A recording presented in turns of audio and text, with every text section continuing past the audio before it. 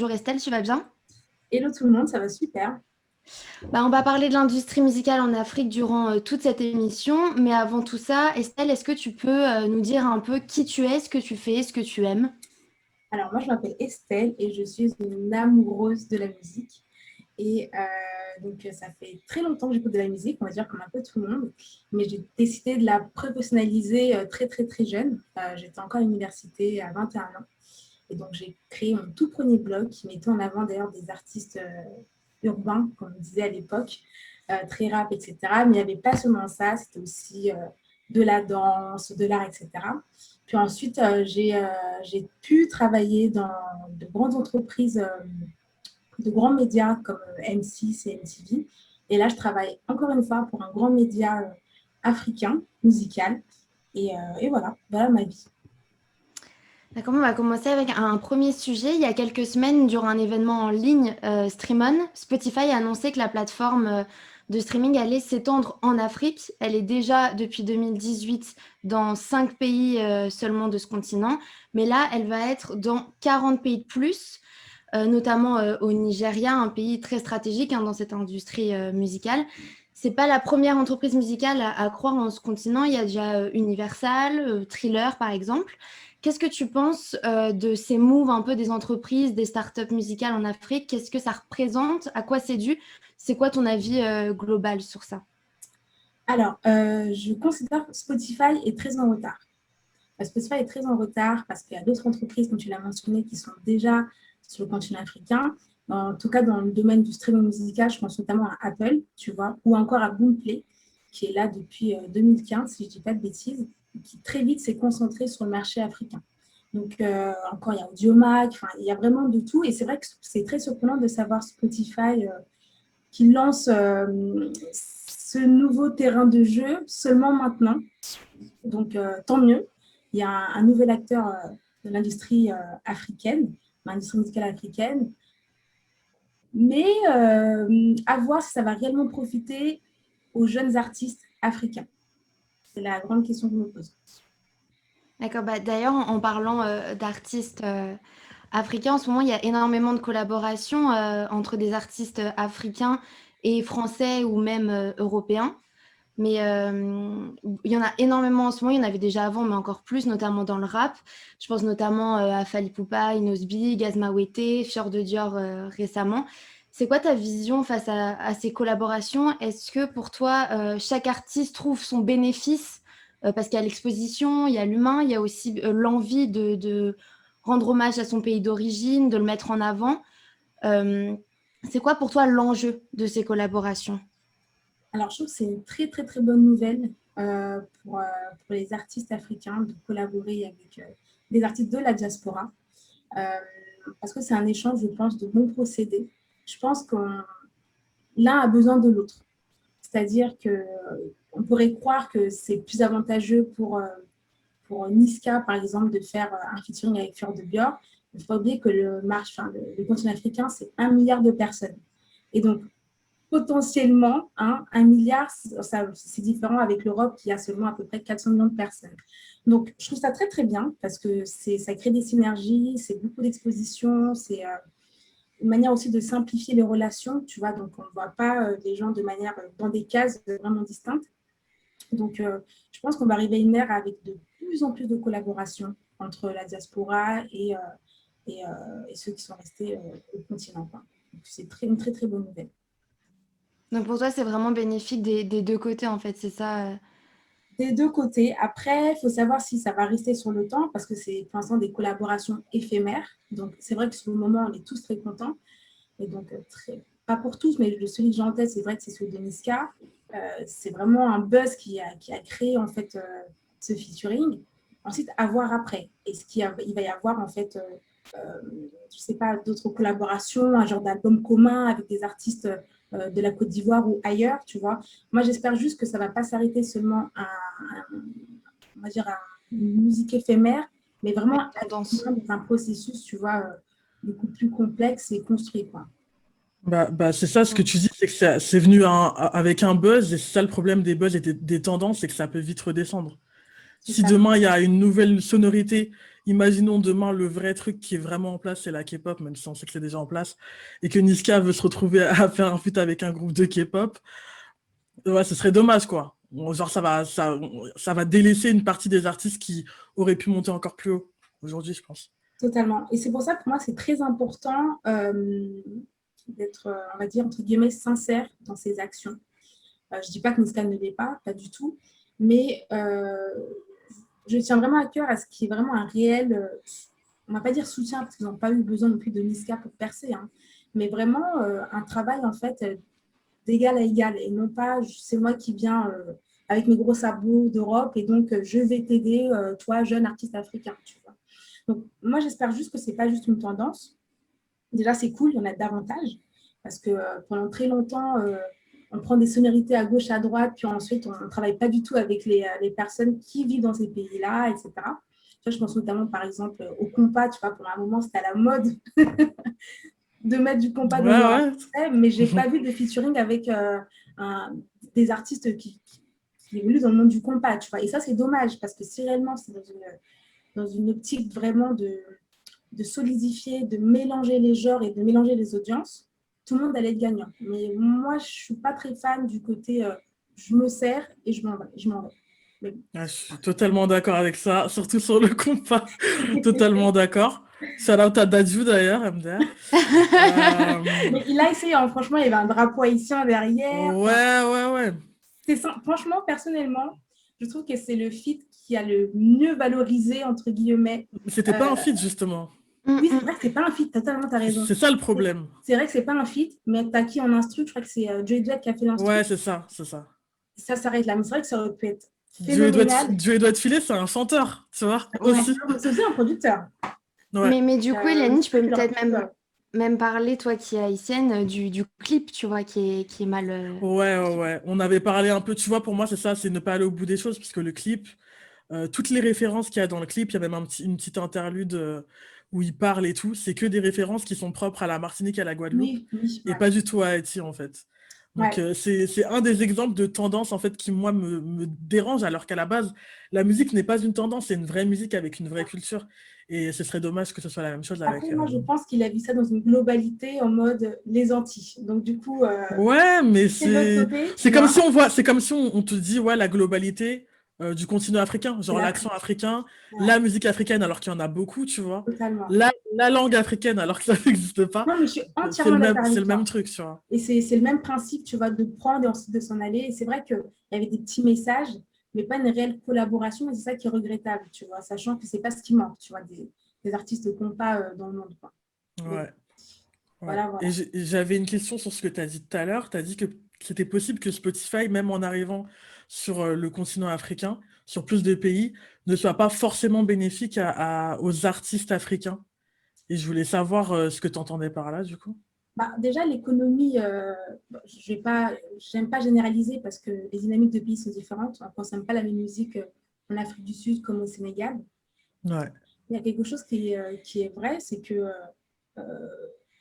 il y a une culture, en tout cas, de la musique live, tu vois, aller dans des shows, aller dans des concerts, etc. Et avoir aussi de la musique, entre guillemets, gratuite grâce à YouTube, tu vois. Mm. Donc, je pense que le but de Spotify, c'est de très vite aussi de générer plus de vues, plus de passages sur son application. Et moi, j'ai peur qu'elle se concentre, en fait, seulement sur les grosses têtes euh, de certains genres musicaux et non pas diguer un peu plus bas et essayer tu vois, de remonter des artistes en développement, des artistes qui commencent tout court. Donc, c'est un peu ma crainte. C'est vrai que tout le monde est très content, c'est super. Il y a Spotify qui arrive sur le continent africain, mais je ne suis pas sûre que l'artiste burkinabé va pouvoir profiter de ça, en fait. Ça reste un business, en fait. Ça reste beaucoup d'argent qui a été investi et eux, ils veulent très vite un retour sur investissement. Donc, c'est un peu ma crainte. Quoi. Ouais, donc ils vont sûrement se focus vers des gros, Ouais. enfin vers le Congo, le Nigeria, où il y Nigeria, a des grosses stars, genre des vidéos, tout ça, et laisser de côté les autres pays avec des c'est artistes ça. Ouais. plus. Moi, Ouais, je vois c'est ce que ma tu veux dire. crainte, en fait. C'est ma crainte. Parce que ça reste une entreprise. Et qu'il faut qu'à la fin de l'année, quand on fait les comptes, ils soient positifs. Quoi. Et je pense que de toute façon, c'est ce qui arrive de toute façon actuellement en Europe. C'est que je pense que même les artistes émergents en Europe ont du mal à avoir beaucoup de streams et tout, tu vois. Donc ça m'étonnerait qu'ils arrivent à le faire sur des nouveaux territoires, quoi. Bah, le plus gros défi, je pense, pour moi, de Spotify et des autres comme Audiomack ou Boomplay, ça va être en fait de développer le back catalogue. Parce que, bien évidemment, enfin, l'industrie de la musique a toujours existé, etc. Mais quand je parle en termes d'industrie, c'est vraiment de manière très, très structurée, où dès lors, on sait qu'on va faire de la promo, à quel moment sur le titre, etc. Et il y a beaucoup de travail qui va devoir être fait en back catalogue parce que ce n'est pas ce qu'il y a. Enfin, c'est un truc à développer, en fait. Parce qu'effectivement, depuis ces 10 dernières années, on sait ce qui se passe musicalement. Mais si on doit remonter à 20-25 ans, ou même des titres qui ont peut-être marché de manière locale sur une région, etc., il va falloir aller les chercher. Et ça va être un gros défi. Ouais, ouais, ouais. Et je reviens encore une fois sur ce que tu disais tout à l'heure. Tu disais que pour toi, Spotify était hyper en retard. Mais pour toi, qu'est-ce qui a été le déclic pour eux de le faire maintenant? Parce que, enfin, moi, j'ai mon idée de ce qui aurait pu être le déclic pour eux, mais pour toi, qu'est-ce que c'est, genre? C'est Pourquoi une ils se très sont bonne dit, OK, question. là, faut qu'on rentre sur le continent africain? C'est une bonne question. Moi, je pense que c'est leur concurrent Apple qui a un Ouais, peu accéléré et qui a fait de très bons chiffres en 2020. Donc, je pense que c'est eux qui ont un peu mis le feu au gaz, etc. Mais je t'avoue que je suis assez curieuse, en fait, parce que je pensais vraiment qu'ils allaient faire ça au moins en 2018, tu vois. bah, en fait, ils étaient déjà présents en 2018, mais que dans Plus dans 4 ou 5, 5 donc pays. c'est Ouais. 5 Maroc, pays, ouais. Afrique du Sud, tu vois, c'est l'Afrique, mais ça ne représente pas la globalité du continent. Donc, je suis très surprise. Pour moi, c'est un mystère. Qu'est-ce que tu en penses, toi? Qu'est-ce que tu en penses? Bah, en fait, moi, je me dis, Spotify, est-ce qu'ils n'ont pas peut-être attendu qu'en fait, ça arrive aux oreilles des États-Unis au final, tu vois? Parce que, en fait, j'ai l'impression que nous, en France, on est très très proche de cette culture, enfin, des musiques africaines en général. Tu vois, parce que la diaspora est très présente, alors qu'aux États-Unis, les Noirs américains sont pas aussi proches de cette musique que nous, on l'est depuis qu'on est petit, tu vois. Et je me dis peut-être qu'ils ont attendu qu'il y ait des gros feats là-bas et qu'il y ait des gros stars, notamment peut-être Beyoncé, hein, disons-le. Même si c'est un débat sur le fait qu'elle s'approprie ou non Ouais. les musiques africaines. Mais je pense qu'ils ont peut-être attendu ça, que ça arrive jusqu'à ces pays et qu'ils avaient peut-être même peur de prendre des risques, tu vois, en se Ah, disant que ça allait pas être rentable. Et ils ont attendu que ça arrive aux États-Unis pour se rendre compte que ça pouvait être rentable. Et qu'en plus, il y avait un marché anglophone. Donc, c'est tout bénef pour eux. Et ouais, moi, je pense qu'ils ont eu peur de prendre des risques. C'est pour ça qu'ils l'ont fait aussi tard. ouais, mais ce que tu dis est totalement vrai et je pense que c'est à l'image, en fait, de l'environnement mondial culturel. C'est avec Wakanda. Il y a tellement de choses qui sont passées où il y a un vrai focus en fait sur le continent africain que bah, ils ont tendu l'oreille, tu vois. Mais donc, le pire, c'est qu'ils arrivent les derniers, ils seront probablement les premiers, tu vois, à la fin de Ouais, l'année. Tu vois, donc c'est c'est assez. ça. Ouais. Mais c'est vrai que je pense que c'est totalement lié en fait au fait qu'on s'y intéresse davantage, quoi. Tu vois, qu'on s'intéresse davantage, que Davido arrive à être dans des billboards, être placé dans des radios américaines, que Wizkid fait des featuring avec Drake, etc. Enfin, il y a tout ça, quoi. Mais bizarrement, c'est vrai que ça arrive que maintenant. Mm. Ouais. Et j'avais écouté un podcast, Black Square Radio, je sais pas si tu connais. Et en gros, il parlait un peu des enjeux qu'il y avait par rapport à Spotify. Et un des enjeux, ce serait apparemment, tu vois, moi je m'y connais pas trop, j'ai jamais été en Afrique, mais le réseau. Et les télécoms notamment, qui seraient toutes puissantes en Afrique. Et Mm. du coup, ça poserait problème parce que, en fait, même si ils disent qu'ils sont présents sur ces pays-là, c'est pas si accessible que ça à tout le monde d'avoir, je pense, d'avoir le réseau pour pouvoir utiliser Spotify. Je sais pas ce que tu en penses par rapport à ça, parce que moi, pour le coup, je m'y connais pas du tout. J'aurais bien aimé avoir un avis sur Ouais. ça. Alors, on va dire qu'en Afrique, tout le monde a un smartphone. Donc déjà, c'est pas vraiment le problème. Mais c'est vrai que la data est encore un peu chère. La data est encore un peu chère, etc.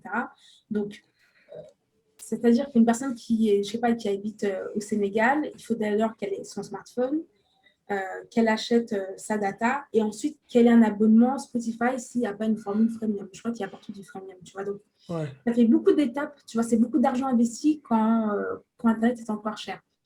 Et c'est vrai que je pense que l'élément déclencheur sera quand le prix de la data va drastiquement baisser.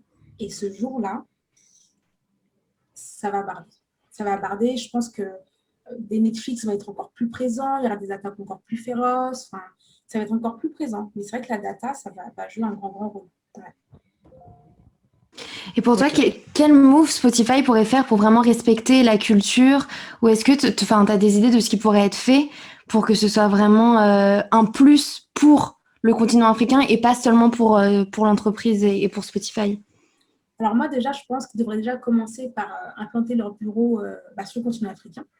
Parce que si je ne dis pas de bêtises, tout ce qui est en rapport avec la musique africaine, c'est à Dubaï. En tout cas, c'est dans le Moyen-Orient. Et donc, je pense qu'il faut être Ok. proche, en fait, des personnes que tu veux séduire, entre guillemets. Donc, c'est important d'avoir des bureaux, je ne dirais pas seulement que dans les pays anglophones, parce que c'est vrai que c'est plus facile pour eux, parce qu'on va dire qu'ils ont, entre guillemets, déjà fait leurs preuves. Mais il faut des bureaux un peu partout. Tu vois, vraiment des country managers qui vont savoir parler aux artistes, qui les comprennent très bien, et non pas vu du ciel, je ne sais pas, à Dubaï, sur le Burj Al Khalifa, tu vois, et qui décident qui va cartonner ou pas. Et donc, il faut vraiment un travail de proximité. Et du coup, je vais faire ma petite suite. Et je pense que c'est ce que Thriller a réussi à faire. Je pense que Thriller ont réussi à cartonner sur le continent africain parce qu'il y avait cette proximité avec les artistes. Ils savent comment leur parler, ils savent comment faire avec toute la culture et le respect qu'il y a autour. Et je pense que c'est ce qui a été le succès de Thriller, en tout cas au Nigeria et un peu partout en Afrique. Je sais que Universal Music a ses bureaux à Abidjan, si je me trompe pas, mais du coup, Thriller, ils ont des bureaux en Afrique ou c'est vraiment Alors, juste qu'ils ont réussi à créer cette proximité, mais sans forcément. alors, ils n'ont pas créé. Je ne suis pas sûre qu'ils aient des bureaux Des bureaux? en Afrique. Je ne suis pas sûre. Mais je pense qu'ils ont réussi à faire ça un peu à distance ou avec des gens locaux. Donc, Ok, il y a ouais. beaucoup de partenariats avec des gens locaux. Moi, je connais des personnes qui me disent oui, je travaille avec Thriller et je leur amène un peu de contenu, je les aide pour faire ci, ça. Donc, quand bien même ils n'avaient pas de bureau, ils avaient des personnes avec qui échanger, etc. Ouais. C'est vrai que eux, leur truc, et c'est ce que j'aime bien chez eux, c'est qu'ils vont voir des petits artistes. C'est ça. Ils vont voir beaucoup de petits artistes sans forcément s'attaquer au gros, mais forcément, ça remonte au bout d'un moment, quoi. Trailer, ce serait la définition un peu des États-Unis, tu sais, où tu arrives avec $1 et après tu deviens milliardaire en l'espace de 5 ans. Et Ouais, c'est pareil avec Trailer, sauf ouais, que ça c'est se fait ça. en l'espace de 5 semaines, tu vois. Tu as des artistes qui blow comme ça de manière incroyable et jamais. Enfin, ils arrivent à faire certaines choses au bout de quelques semaines qui auraient pu leur prendre peut-être des années à le faire.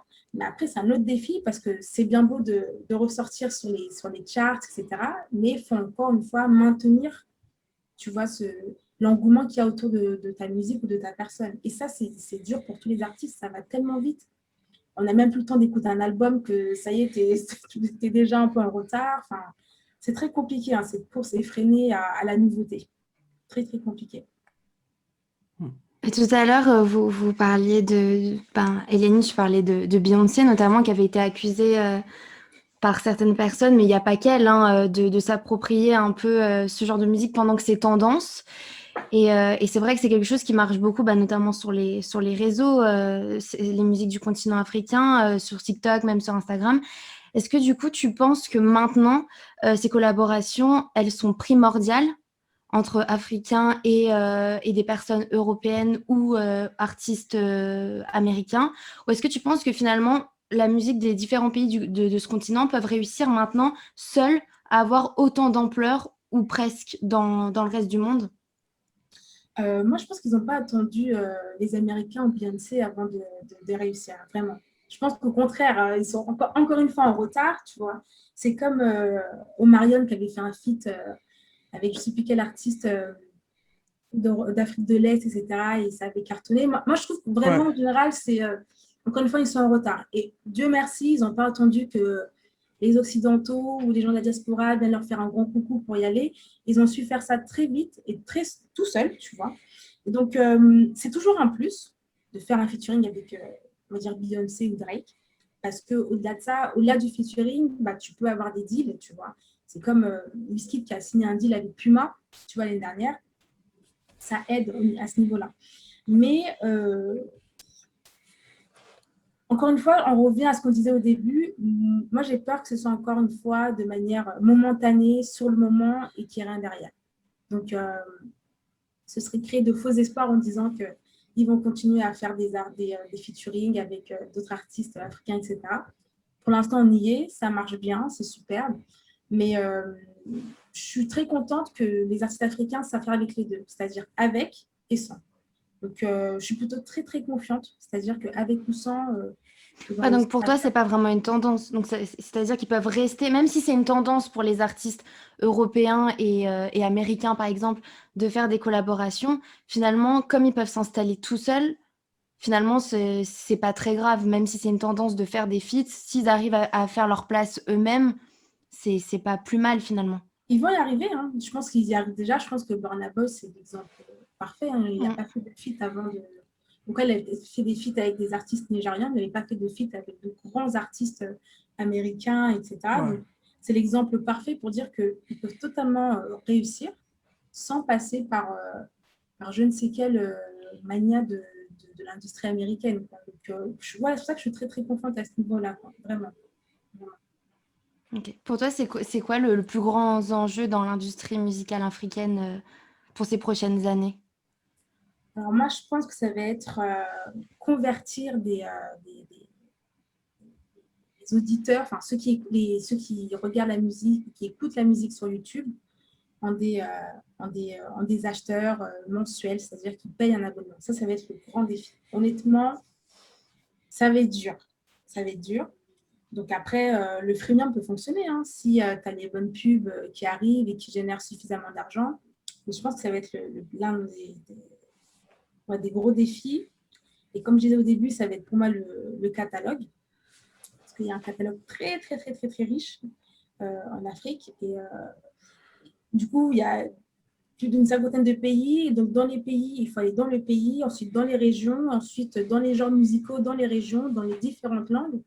Et ça va être très compliqué aussi à gérer, d'où l'importance que je disais vraiment d'être le plus proche possible des acteurs en fait, de l'industrie de chaque pays, quoi. Ça va être vraiment ça qui va être compliqué à gérer. Et puis dernièrement, après, ça va être de s'organiser, tu vois, d'avoir une... Ils savent déjà le faire, hein, c'est vrai, hein, mais de manière régulière, avoir de vraies stratégies bien ponctuées, où tu sais que carré, avec quand je fais un clip, automatiquement, je sais que dans 6 semaines, il y en a un qui va sortir, encore dans 6 semaines, je fais ci, je fais ça. Ça va être ça qui va devoir, pas être un défi, mais qui vont devoir allez, affiner. Voilà. Mais la base est là, en tout cas. La base est là, donc je ne suis pas inquiète. Et puis, il ne faut pas qu'on oublie, c'est 1 milliard de personnes, tu vois, qu'on peut potentiellement toucher. Et je ne voudrais pas que les artistes africains pensent que le succès ne fait qu'en Europe, tu vois, ou qu'avec les États-Unis. Enfin, c'est 1 milliard quand même, tu vois. Donc, et en plus, il y a des sonorités qui sont proches et qui plaisent, tu vois. Un Kenyan peut facilement écouter une musique du Nigeria en passant par le Zimbabwe et après tu remontes sur le Sénégal, tu vois. Et je ne suis pas sûre qu'un artiste espagnol puisse plaire à un artiste suédois puis ensuite polonais, tu vois. Donc il y a cette force qu'a le continent africain et j'espère que les artistes africains vont réussir à bien profiter de ça. Et ils l'ont déjà réussi parce qu'il y a des featuring entre eux, tu vois. Il y a beaucoup de featuring entre artistes africains. Tu vois, par exemple, tu as Inos B et Diamond Platnumz, tu vois, tu as des featuring avec, là, dernièrement, c'est Naira Marley avec Boussissois, tu vois, donc c'est Nigeria, Afrique du Sud. Après, j'espère juste qu'il y aura davantage de mélange entre les francophones, les lusophones et les anglophones. Parce que c'est vrai que l'anglophone est quand même bien mis en avant, mais j'espère qu'ils vont réussir vraiment voilà, à prendre de la force d'un peu partout pour vraiment construire une force incroyable au niveau de l'industrie musicale dans le monde, quoi. Sur la partie featuring francophone, c'est vrai qu'on en parle beaucoup actuellement, etc. Mais je pense que c'est le rôle la diaspora a fait beaucoup de choses, dans le sens où, je ne sais pas si vous vous souvenez, mais il y avait des titres Bissona Bisso. Ouais. Oui, très bien. Et ça a été mais, un succès mais incroyable, tu vois. C'était un truc... tu te rends compte, ils mettent du lingala dans leur rap, etc. Tu vois, donc c'est limite l'ancêtre de l'afro-trap, tu vois. Et qu'à l'époque, en fait, c'était un événement. Et maintenant, en fait, c'est devenu, entre guillemets, normal, tu vois, qu'un artiste, mette des sonorités de son pays ou africaines, tu vois, sans qu'on en fasse tout un pataquès, tu vois. Ouais, C'est ou devenu normal. incorpore la langue un peu de C'est son ça, pays. tu vois. Donc, non, ça fait vraiment plaisir, tu vois. Et puis, j'espère qu'il y aura plus de collaboration, tu vois, pour les deux, parce que les deux vont se servir, en fait. Et les deux doivent se voir de manière égale, tu vois. Un Africain, enfin, un Africain. Un artiste africain ne devrait pas se dire truc de malade, c'est trop bien, J'ai j'ai besoin besoin de d'eux. conseils. Parce qu'en fait, la force vient d'eux, en fait. La force vient réellement d'eux, tu vois. Bah, tout à l'heure, tu prenais l'exemple d'Omarion. Pour moi, le feat, il a beaucoup plus servi à Omarion qu'à l'autre artiste. Bah Parce oui, qu'Omarion, il était retombé, il était... C'est Voilà, quoi il le nom était... de l'autre artiste? Vous vous c'est J'ai, rappelez? Diamond j'ai- Platnumz, je crois, mais je sais je plus. suis pas Ah allé. ouais, ouais. Ah Pour ouais, moi, ça c'est... sert plus à Omarion parce qu'en fait, on n'entend pas forcément parler de lui, tu vois. Et c'est comme la Fior de Mm. Björn Niska, la vidéo, elle tournait déjà partout, tu vois. Alors moi, En moi, je soi. suis déçue hein, de ce Je featuring. suis pas, ouais, moi, c'est pas un son que je vais écouter. Je Mm, peux pas. Alors que la vidéo, je l'ai regardée, je sais pas combien de fois. Mais le son, je peux pas l'écouter. Il me parle pas tant que ça. Mais la vidéo, elle tournait déjà partout. Pour moi, c'est Niska qui a sauté sur l'occasion, tu vois. Personne n'est parti lui demander. Et en plus, j'aurais limite préféré que ce soit un artiste ivoirien qui fasse ça. Mais bon, en vrai, c'est quand même cool, tu vois. Mais C'est cool. Mais Que après, ce soit un artiste ivoirien qui fasse quoi? J'ai pas compris. qu'il fasse le feat avec Fior de Beurre, peut-être, tu vois. Ou un Je sais pas Nigérien. si. Parce Je sais il pas est si. nigérien de base, Fior de Bure, dans mes Non, souvenirs. même pas, c'est un Ivoirien. Hein. C'est un Mais je crois qu'il est ivoirien, je d'origine crois. nigériane. Ah bon? Ah ouais. Ouais. Ouais, je Ah, crois ok. qu'ils font ça. Moi, Je je sais suis pas Ils sont très si. beaucoup déçue. d'Ivoiriens d'ailleurs. Non, en tout cas, c'est cool, hein, ce featuring, etc. Mais je suis très déçue de la manière dont ils ont transformé l'instru. Ils l'ont transformé. Ils l'ont urbanisé.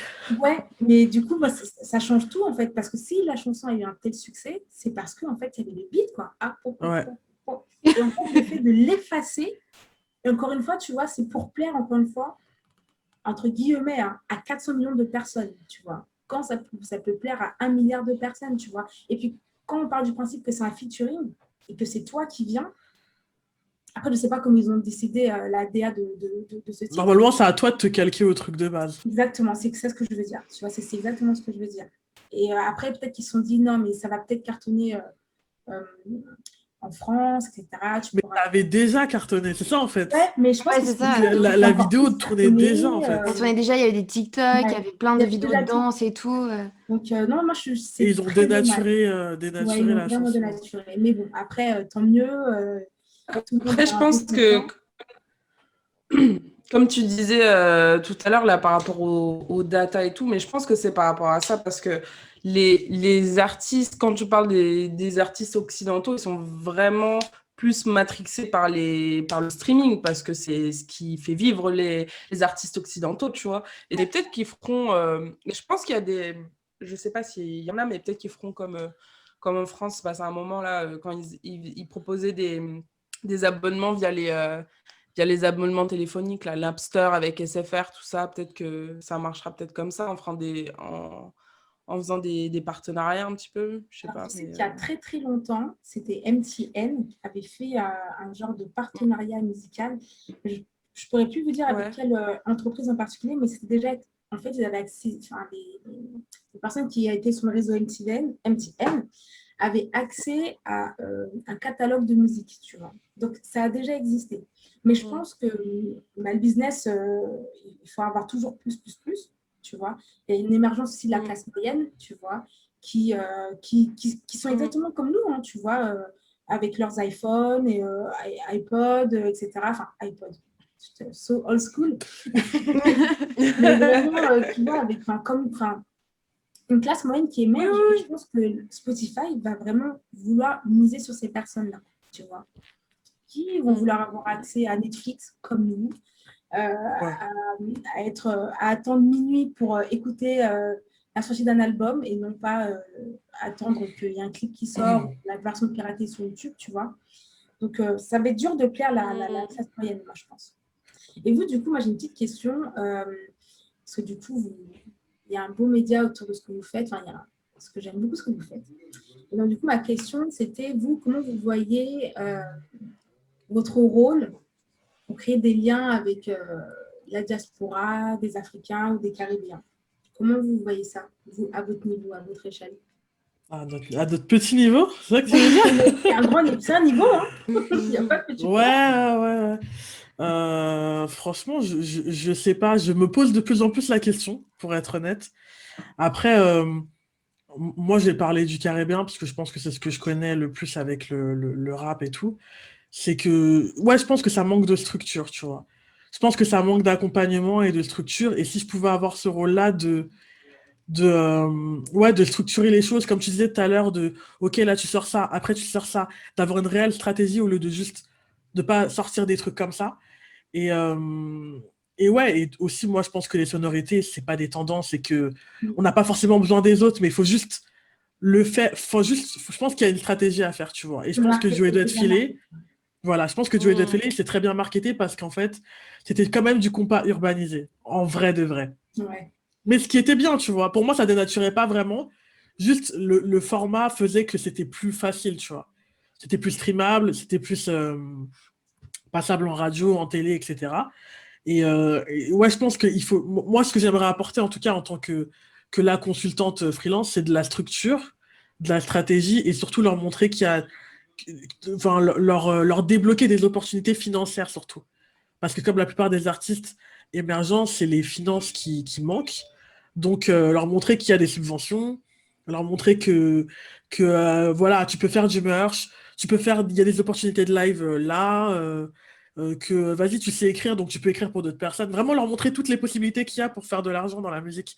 Peut-être que quand on est en France, on voit plein de trucs, tu vois, mais quand on est parfois dans d'autres pays ou quand on n'est pas dans le milieu de la musique, on a du mal à voir toutes les opportunités qu'il peut y avoir, tu vois. Et l'ambition, elle va pas aussi loin que quelqu'un qui a les deux pieds dedans. Totalement. Et je pense que c'est juste moi, ça, ce rôle-là que j'aimerais avoir, c'est ouais, de créer des opportunités, en fait. Tout simplement.